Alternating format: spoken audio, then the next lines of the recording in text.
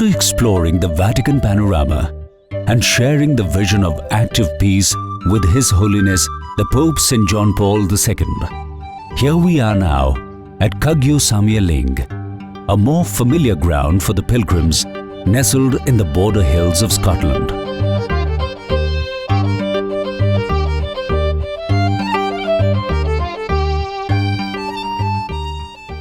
Founded in 1967, the centre is located in a peaceful valley on the banks of the river Esk.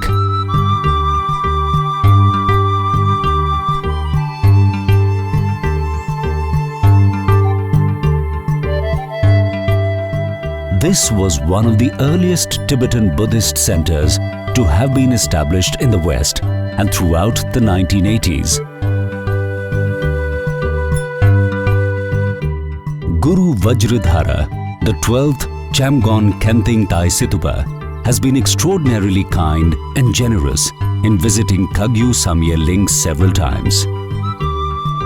Due to the combination of natural beauty in harmony with its sacred architecture, the centre was an obvious choice for the pilgrimage. For this event, His Holiness Tai Situpa brought together an inspiring group of Nobel laureates such as the retina physiologist Dr. George Wald, chemist Dorothy Crawford Hodgkins, as well as parliamentarian and human rights campaigner Lord Ennals and others. In order to discuss how best to tackle the world's most serious predicaments of environmental degradation, a sense of meaninglessness, and the misery and threat to peace posed by unresolved conflicts and world militarization.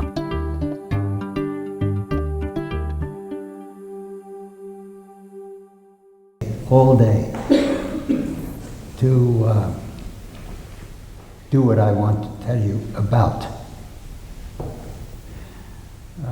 For some years, I have had the hope that we might bring together a very carefully selected group of scientists and other scholars of every kind, very carefully chosen for certain characteristics.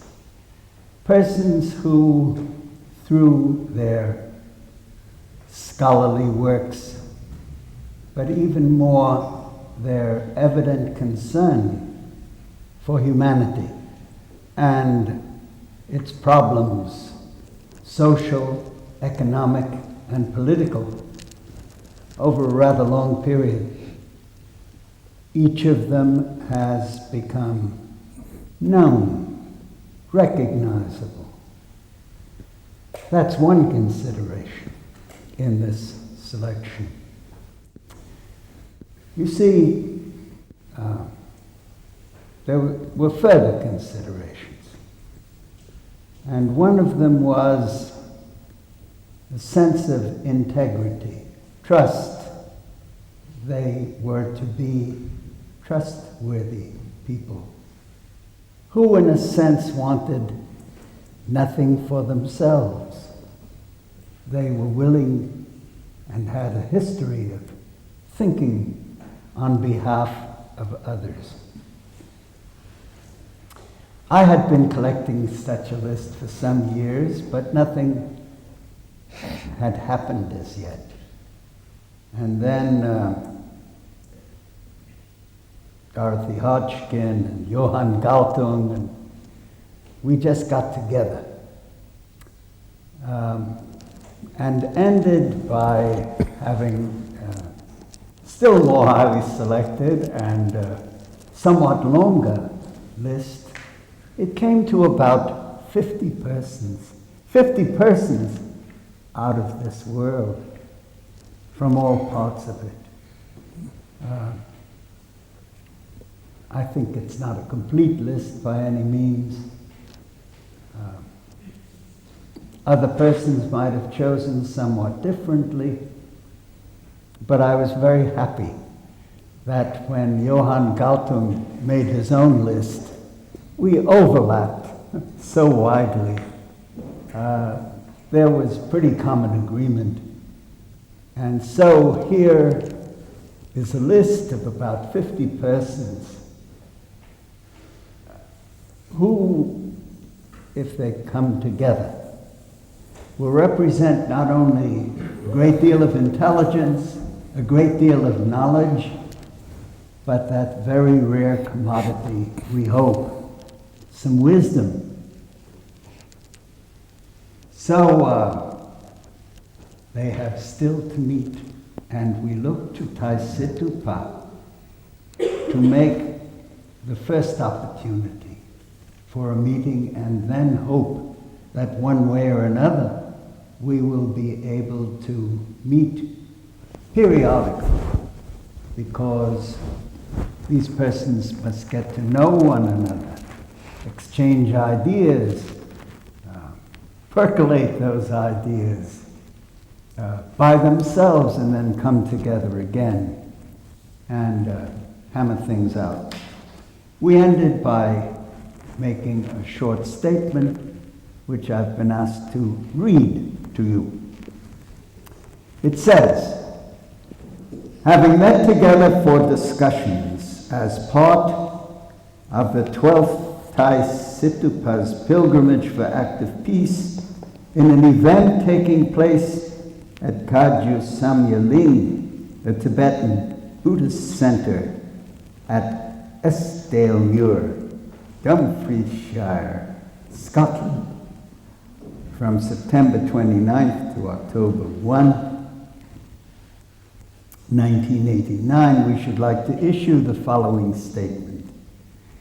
At this meeting, plans were laid for the first of a periodic sequence of conferences at which a carefully selected international group of some 50 outstanding, not our choice of language, outstanding scientists and scholars from various fields will discuss and attempt to come to possible solutions for what they consider to be the world's most serious predicaments.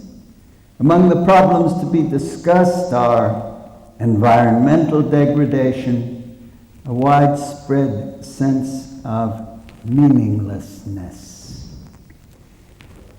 increasing misery, and the threats to peace posed by unresolved conflicts and world militarization. And then you've already been told those who participated. I think of such a group. It does not yet have a name. It does not yet know when that first meeting will be. We hope it will be soon. But I think of it in American Indian terms as a council of elders, to just be thinking about the problems of the world and how best to solve them. I have great hesitation in speaking to you after these words, which seem to me to say so much that we all should like to say. In George Hall's presence and in the presence of the Taisitupa, we can believe that this program is a good program, that there are wise elders in the world who will direct the future and help us all to reach the state of safety, of survival of the world. I suppose I think it's more likely to happen that I have heard the last words quoted once before in a rather curious and memorable occasion at Harvard in a graduation ceremony by the student orator at the time of the Vietnam War. therefore choose life. And so, as life was chosen then, I hope that it may come again. I myself had been thinking about the problem of this meeting and this intention, that the most important hope for us really lay in our children and grandchildren themselves, working with George and the elders behind, perhaps to add their knowledge and inspiration, but having their own brains and their own determination to reach a good end. It's curious, over the years of our lives, how peace and war have oscillated and happened again and again. Why do two great nations who are friends with one another and allies seem suddenly to fall out and cause tremendous amount of misery and war preparations over the world? It isn't absolutely entirely this money matter, though a lot of it is, a great deal of it is. I'm thinking at the moment of China and Russia. I was in China at the time that the 10th anniversary of the liberation of Peking was separated. And Khrushchev came over, and the Russian ballet with Swan Lake to dance on the occasion.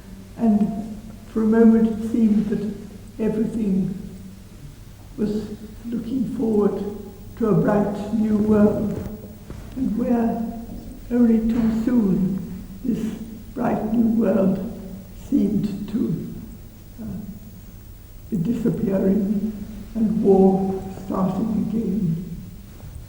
I visited Vietnam at the end of the Vietnam War, and China was helping Vietnam very much during the war. And yet, only about a year or so after the Americans ended the war, the Chinese began attack. There was difficulty between China and Vietnam.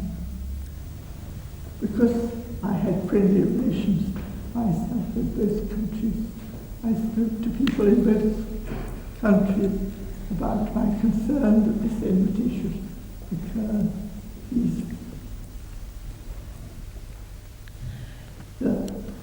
The Vietnamese ambassador in London, after a long time supporting his case, said, but after all, nobody could be more grateful, should be more grateful to the Chinese than I myself.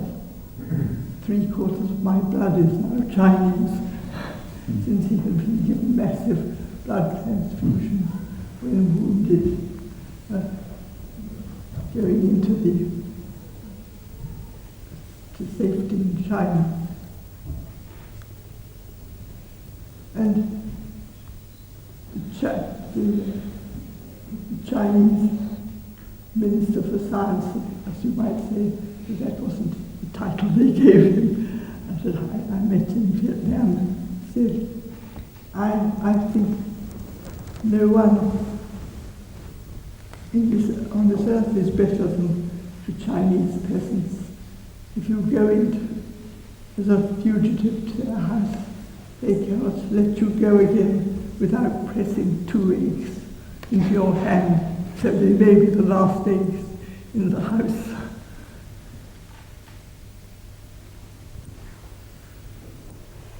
It's a curious thing, this falling away and coming back again. I was glad to see the return of friendship between China and Russia, and a little between China and Vietnam, even through scientific visits in the last year or two. A very old, again, I'm afraid, a Chinese scientist who I had met when first I went there in 1959 and who had been in Cambridge teaching Joseph Needham, who became a great link between China and this country, was invited to a Soviet meeting at Samarkand, which is a kind of a magic place, one of these magic places of the world to which one thinks of going. You may know a poem called Golden Road to Samarkand, in which there are pilgrims who go to this golden city for reasons that are obscure, but if you are concerned with the state of the world and what the world is like and what will become of it in the end. But surely we are brave who go the Golden Road to Samarkand. So,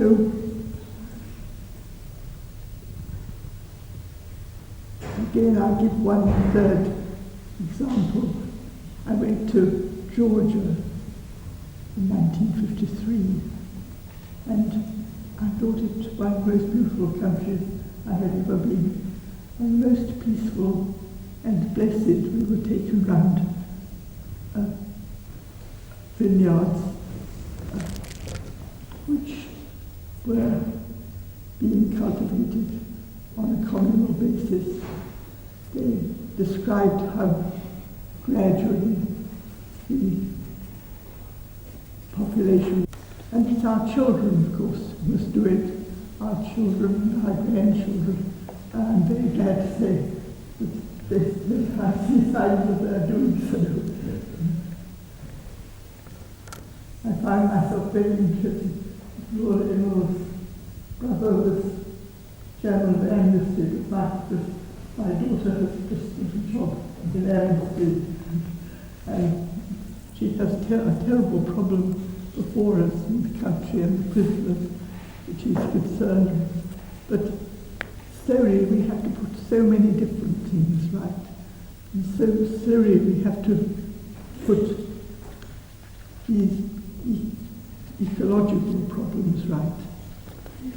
I went back to Vietnam just after the end of the war. As everyone else, I myself felt that it is important as a human being, we have to contribute our part of the contribution to the mankind and future generation. And it is urgent because our world is in such a state that we can't afford to be lazy or stubborn. The pilgrimage, this particular concept, is deeply rooted in every religion. As myself being a person who is involved in religion, in all days, the pilgrimage takes place in religious important places, and pilgrimages were undertaken by that particular religious followers. Buddhists go to Buddhist holy places, and Christians go to Christian holy places, so on and so forth.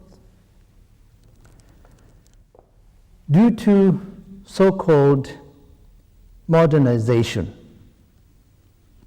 which have so much to offer at the same time, which is becoming quite expensive for the future of the mankind,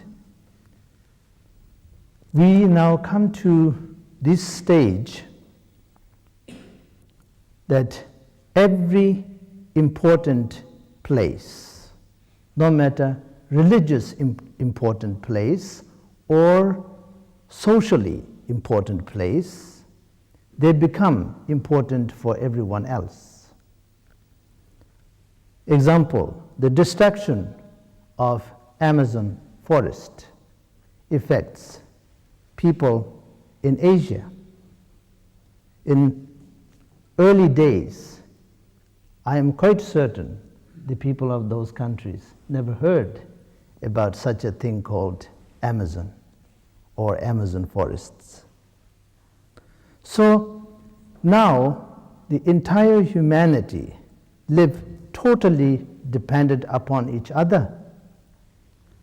Then every place is important. Because of this reason, I, as follower of Buddha, as a Buddhist, joined by number of monks and followers, have taken a vow in the most holy place for all Buddhists, the place where Buddha attained enlightenment more than 2,500 years ago. And our vow is very simple. We will make a pilgrimage around the world. We will pray for peace. We will visit much as possible of those places that are important for all religion and important for people.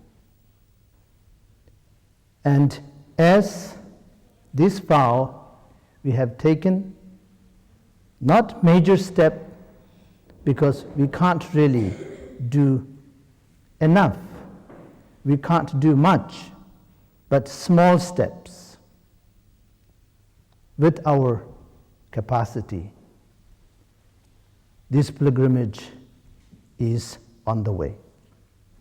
In every area, environment, education, spiritual, every area, one has to constantly work and constantly struggle, let's say struggle, to have the next step of survival progress for survival. We are in that stage. So active peace stands for that. And I personally must say that this weekend has been most encouraging to me personally. By hearing and discussing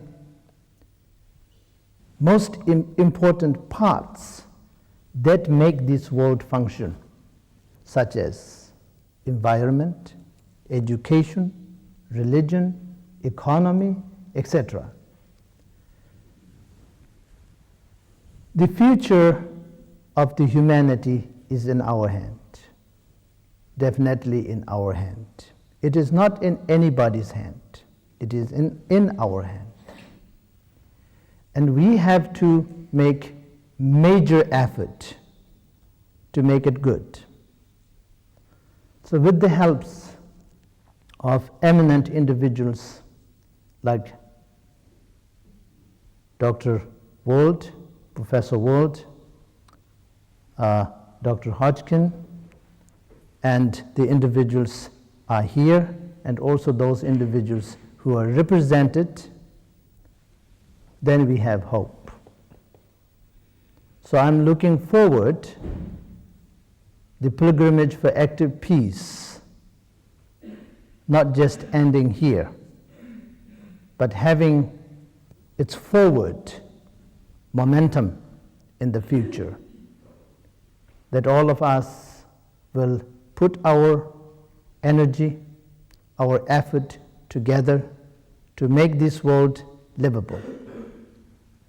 First, for our children, then for our grandchildren, then for the future. Because with present state, it is not livable for our grandchildren. Thank you.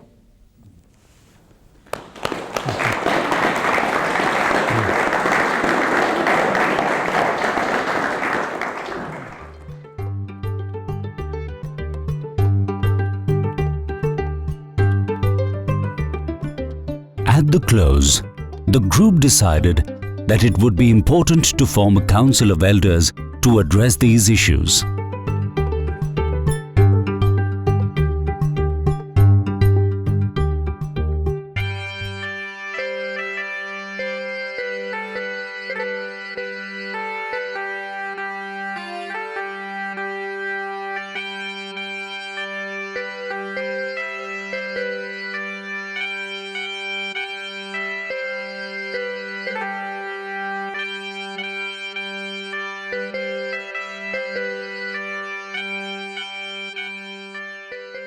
The haunting sound of the bagpipes leads our pilgrims into the woods to plant an oak tree at the site of a future peace pagoda as a symbol.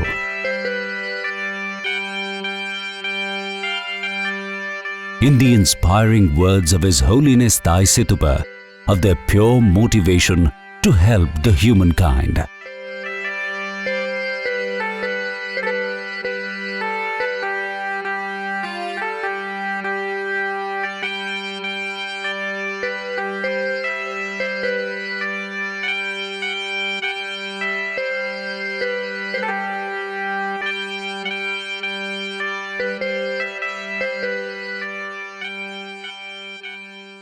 I definitely think that our effort,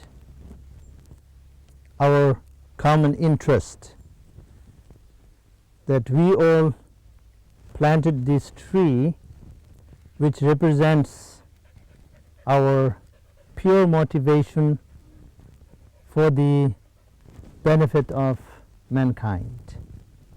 And our religion, our humanitarian efforts, all kind of efforts that we initiate, it should be for the benefit of others. I believe that the religion, Buddhism as well as all the other religion, the only reason for its existence is for the benefit of others. If it doesn't benefit others, it should not exist. So, as a religious person, as a person involved in religion, I definitely pray that from this time onward, that every religion should be for the benefit of people. And everything that we do should be benefit of ourselves, as well as benefit of others, as well as benefit of the future generation. So I have great hope in the points that are developed in this event, the part of Pilgrimage for Active Peace in Samyaling in Scotland, and the seeds that were planted during this effort should flourish, and it should bring fruit for the future of mankind. Thank you all very much for making this event possible and participating in this event. Thank you.